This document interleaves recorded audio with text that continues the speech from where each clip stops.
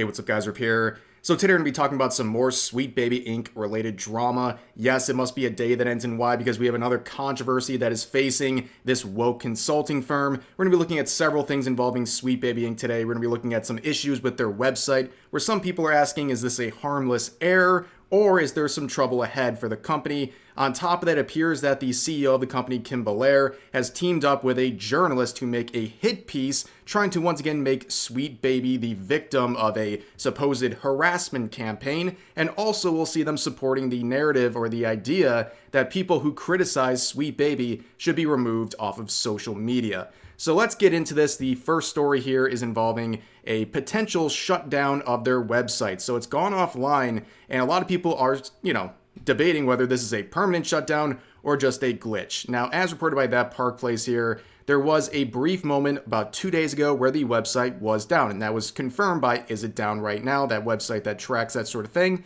And yeah, it seemed like there was a 408 request timeout error, which again could be harmless or it could be signs of them actually trying to shut down their site. But knowing everything with Sweet Baby, they have had some very suspicious behavior on their website, shutting things down to remove things like client lists and the projects they've worked on, typically to protect themselves and the parties they work with from being discovered. And also, as you can see, it was reported that yes, it was down for basically all of the 19th, but it would come back on the 20th.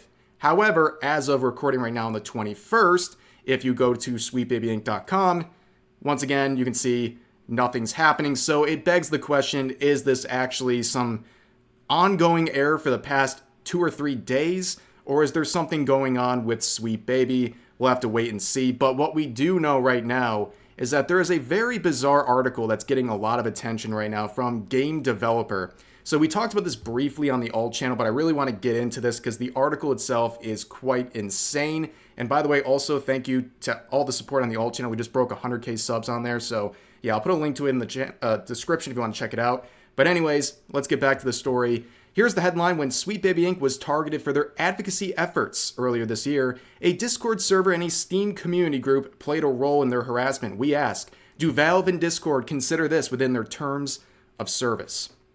I mean, what month is it? Like, why are we talking about this Sweet Baby Inc. harassment campaign that was really only relevant back in March, and now we're talking about it in late December? It's very bizarre, but you'll see pretty quickly they got hit with a community note, the best feature on Twitter hands down, basically disputing everything they're saying and also providing a bunch of links. They literally did more research than the journalist who made this article, but you can see based on the fact that there's 600 likes and nearly 1,500 comments, people are roasting the hell out of this article. Now, before we get into it, who made this article? Well, we'll see right here that this is the individual, Bryant Francis, who suspiciously has changed these links. He wanted to go to the links here for his Twitter or his LinkedIn. They're both just leading you to a generic twitter.com link. So I guess they're trying to hide this because of the backlash they're getting for the article, but of course, it's not very hard to find, and of course, just like everyone else in the industry, their account is private, and another guarantee with journalists, pronouns in bio, okay? You just expect at this point, and looking through his resume here, he has all these projects that he's very proud of, including one, ways to inclusively design fat characters in games. How wholesome chungus. But anyways, let's get to the article finally. So, they beg the question, why are Valve and Discord permitting harassment against Sweet Baby Inc.? Well, let's get down here. Narrative consulting group Sweet Baby Inc. has become the target of an online harassment campaign for its consulting work on games like Alan Wake 2, Marvel's Spider-Man 2, and Suicide Squad Kill the Justice League. I find it very funny they list these 3 games as like a flex to show like proof of concept for Sweet Baby, but Alan Wake 2 is a commercial failure. At this point, they haven't even sold enough units to break even, and that's to pay EA back for the money they got from them. So they literally have not made a single dollar, despite selling close to 2 million units for that game. It's clearly a big financial disaster for Remedy Games. And on top of that, we know Suicide Squad Kill the Justice League, an absolute failure. It's literally going to be shutting down its live service aspect. And yeah, but let's continue on. Why? The answer is frustratingly hard to put down into words. Users on websites like Twitter and Kiwi Farms, a site known for organizing sometimes violent harassment campaigns, operating under the name Sweet Baby Inc. Detected, have singled out the agency for allegedly having overarching influence on these games, and it accused it of forcibly injecting a political agenda into them by advocating for diversity. Well, that is a political agenda, by the way, and that's exactly what they did, including like race swapping characters and things like that. We all know the backstory of Sweet Baby Inc., but this is a very bizarre description of Sweet Baby Inc. Detected. They're talking about Twitter and Kiwi Farms. Like, it was a Steam curation group. This is the scary profile, by the way. This is the scary Steam group that has so many Jimmys rustled and people writing articles about it literally months and months after it first popped up and grew in popularity. But anyways, this miscategorization of who's doing this has always been a theme for Kim Belair especially. She's tried to act like it's a bunch of people on 4chan and other websites, but at the end of the day, I think there's just a collective of people who don't like Sweet Baby and used services like Sweet Baby Inc. Detected. But let's continue on. Well, the studio's contributions happen mostly on micro level, contributing story feedback, helping workshop narrative beats, and writing flavor text and barks with the lens of inclusivity in mind. Yes, so there's your agenda. You're not just providing narrative consulting. Everything is done with inclusivity in mind. And yeah, turns out people don't really like that. They find it really annoying and a bunch of virtue signaling. But anyways, it says their work has been reframed as shoehorning Black or LGBTQ characters into games for which they are not originally designed. Yeah, it happened. It literally happened with God of War, as well as at least a few other titles where they race swap characters for absolutely no reason. Suicide Squad Kill the Justice League. They randomly race swapped Deadshot's daughter for no reason at all. Like, yeah, they are doing these things that they're being accused of by these people who just observe what's happening in front of them.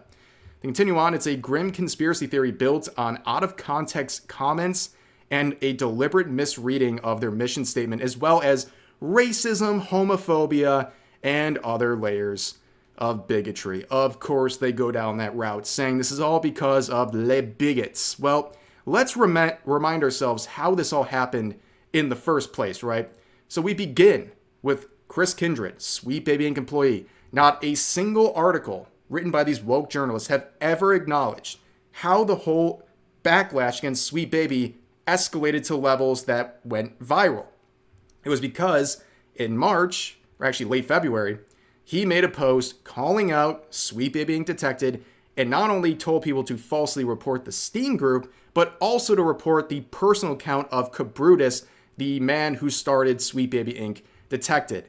Then when we're talking about racism and all these things, we have individuals like this Lego Butts person who is a Sweet Baby Inc. employee who has said all these things, virtue signaling about racism here, saying people are spreading misinformation back in February and they're just allowed to be racist in public. But people like Lego Butts here got criticism because they themselves are extremely racist while crying racism and bigotry when they're being criticized by people like users of Sweet Baby Inc. Detected. So here's some of the tweets. I had a nightmare that I was a white gamer. One of many tweets they made disparaging white people. Then you have this.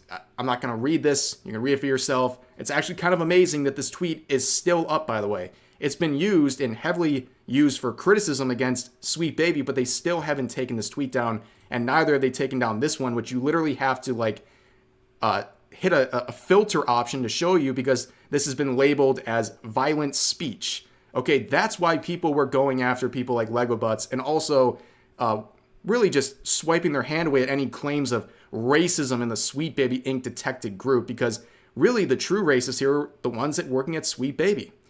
But anyways, let's continue on with the article.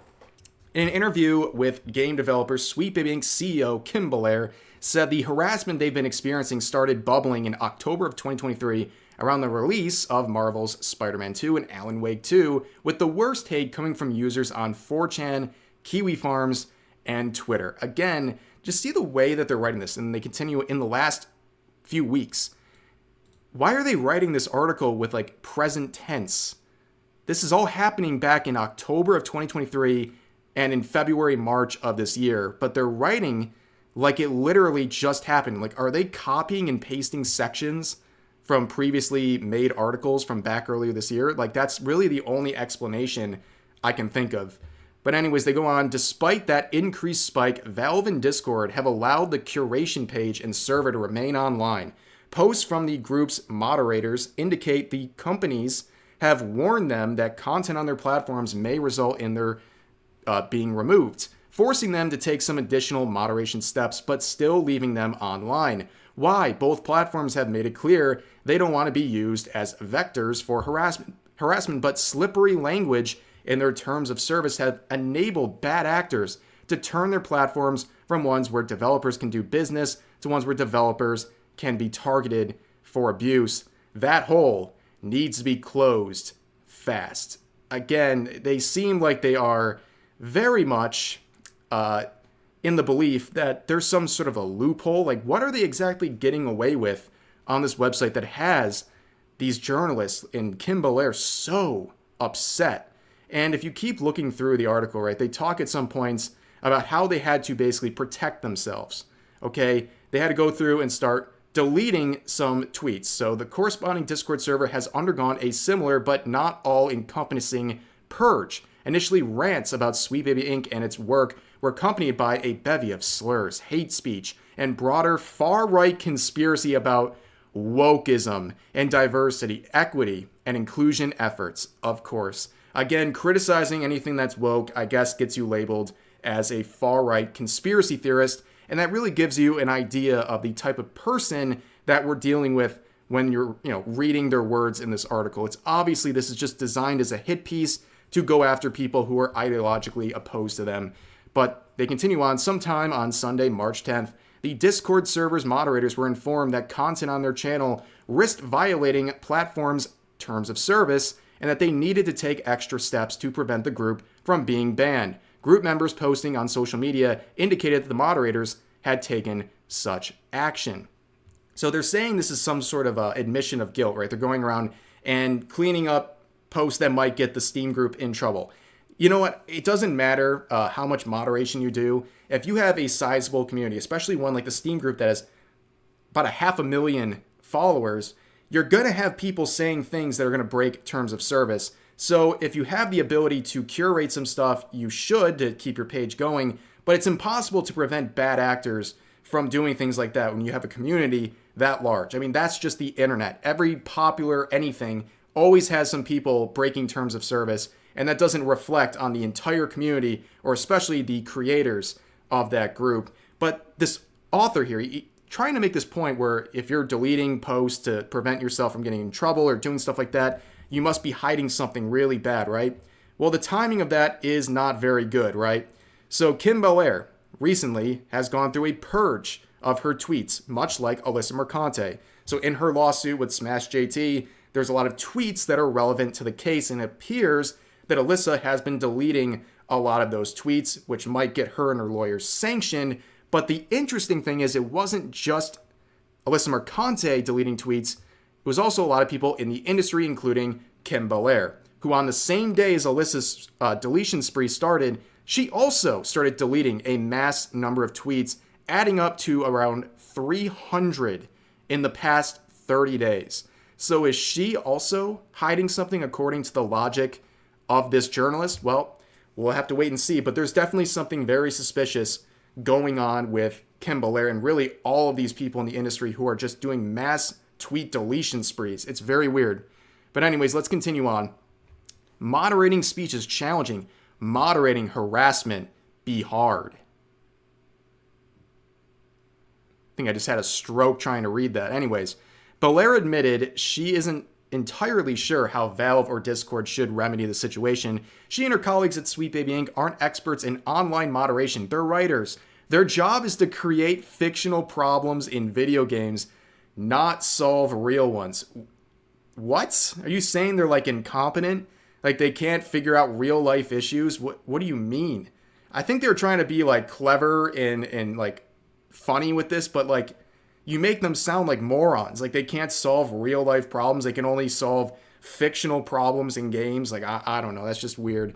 But anyways, it says Kim Belair urged Valve and Discord to recognize that harassment campaigns are continuously evolving and that communication platforms need to keep pace with how they're being used to spread hate. It's clear that some kind of evolution is needed because this will only get bigger, and I don't mean for us, she said. If this playbook can work as well now as it did 10 years ago with Gamergate, it's going to keep working in certain ways, and they will find something bigger and worse to do with this.